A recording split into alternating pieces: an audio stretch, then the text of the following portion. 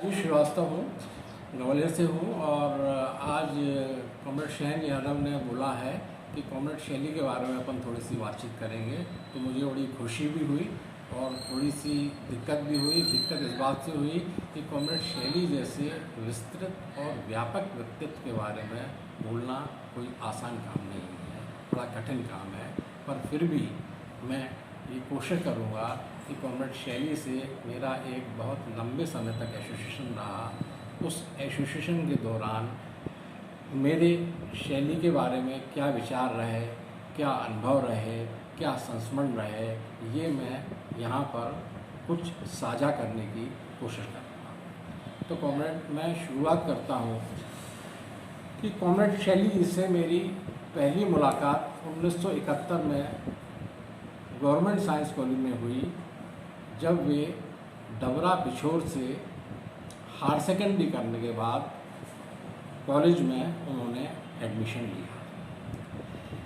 यहीं पर कॉमरेड बादल सरोज के मार्फत कॉमरेड शैली ने एसएफआई ज्वाइन करी। यहीं से कॉमरेड शैली का राजनीतिक सफ़र की शुरुआत हुई। वो राजनीतिक सफ़र जो वैज्ञानिक समाजवाद के सिद्धांतों पर आधारित था, उस सिद्धांतों से, उस विचारधारा से शैली जी जुड़ते चले गए और जीवन भर।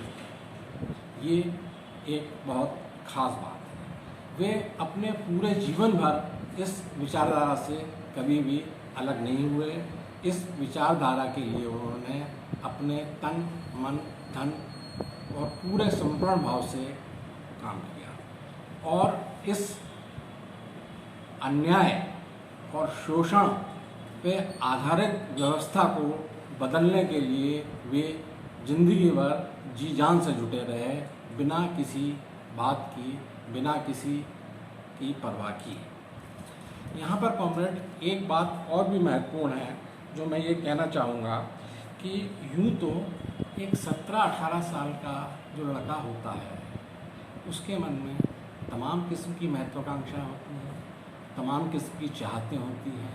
वो पढ़ लिख कर बड़ी नौकरी प्राप्त करना चाहता है, बड़े ओहदे पर आना चाहता है और भी न जाने कितने सपने होते हैं। पर कॉमरेड, यहाँ पर शैली जी के साथ ऐसा नहीं हुआ। उन्होंने अपना कैरियर वैज्ञानिक समाजवाद के तहत शोषण और अत्याचार पर आधारित व्यवस्था को बदलने के लिए झोंक दिया। कॉमरेड, ये साधारण बात नहीं है, ये साधारण बात नहीं होती और न ही बहुतायत से देखी जाती है। जैसा कि हम सभी जानते हैं, शैली एक प्रखर वक्ता, एक बहुत बड़े कवि, एक बहुत बड़े लेखक और एक बहुत अच्छे चित्रकार थे। अपनी इन सभी खूबियों का उपयोग उन्होंने पार्टी व एसएफआई के उत्थान के लिए भरपूर किया, जिंदगी भर किया।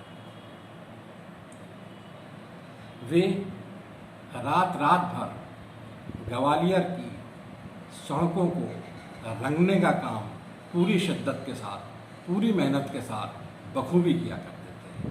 चाहे एसएफआई का सम्मेलन हो या पार्टी का सम्मेलन हो, ये काम में उनको एक तरीके से महारत हासिल थी। ये काम एक बहुत बड़े से बड़ा पेंटर या बहुत बड़े से बड़ा चित्रकार या बहुत बड़े से बड़ा प्रोफेशनल भी नहीं कर सकता था, जो काम कॉमरेड शैली बखूबी किया करते थे। 20 वर्ष की अल्पायु में कॉमरेड शैली 1975 में जब इमरजेंसी लगी, तब वे 19 माह के लिए जेल चले गए। वह जेल उनके लिए एक और सुनहरा अवसर था।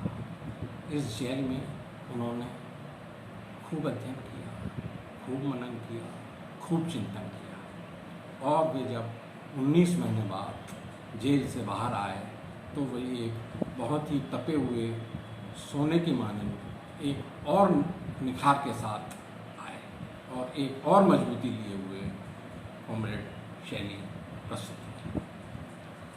उनका अचानक हम सब लोगों के बीच से जाना एक बहुत बड़ा नुकसान है।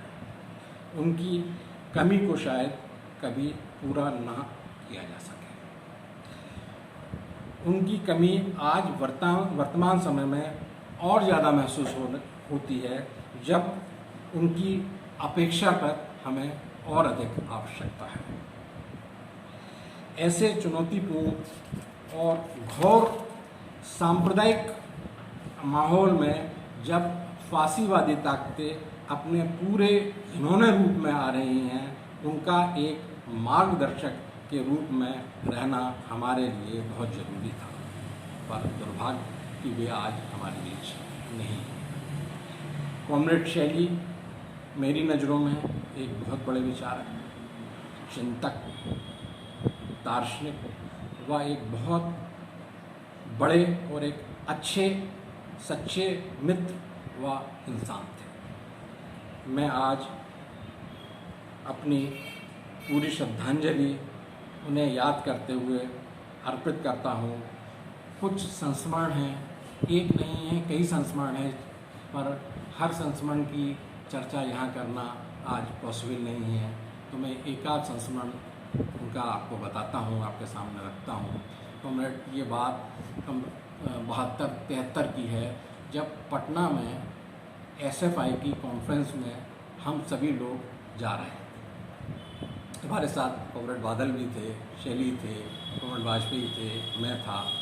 तो यहाँ कॉमरेड एक बात का मैं और आपको उल्लेख कर दूँ कि कॉमरेड शैली एक आशु कवि थे, एक ऐसे आशु कवि थे जो तत्कालिक रूप से कविता बना देते थे, और ट्रेन के जनरल भीड़ भाड़ भरे डिब्बे में उन्होंने एक कविता बनाई। वो कविता मुझे आज भी याद है। 10 करोड़ हैं बेरोजगार, कौन है इनका जिम्मेदार, ये सरकार वो सरकार, टाटा बिरला की सरकार, क्या मैं कोई झूठ बोल या कोई ना के कोई ना 10 करोड़ हैं बेरोजगार, कौन है इसका जिम्मेदार, ये सरकार वो सरकार, टाटा बिरला की सरकार। तो कॉमरेड ये जो गीत है ये ट्रेन में रचा गया, कॉमरेड शैली के द्वारा रचा गया, और फिर बाद में खूब लोकप्रिय हुआ, और आज भी हम तमाम सब लोगों की ज़बान पे कॉमरेड शैली का ये गीत या उनके तमाम सारे गीत आज भी हमें मुँह ज़बानी याद है। तो कॉमरेड ये मैंने एक बहुत थोड़े से में बहुत संक्षिप्त में शैली जी को याद किया है और अपना अनुभव साझा किया है। कॉमरेड शैली जैसे लोग बहुत विरले होते हैं, बहुत मुश्किल से आते हैं, और मैं कॉमरेड शैली के बारे में एक 2 लाइनें कहते हुए अपनी बात को समाप्त करूँगा कि सुख के पथ में पलक बिछाए हर कोई ये नहीं लाजमी, जितना बड़ा दर्द जीता है होता उतना बड़ा आदमी। कॉमरेड इस सब बात के साथ ही कॉमरेड शैली को मैं लाल सलाम करता हूँ, और इनकलाब जिंदाबाद।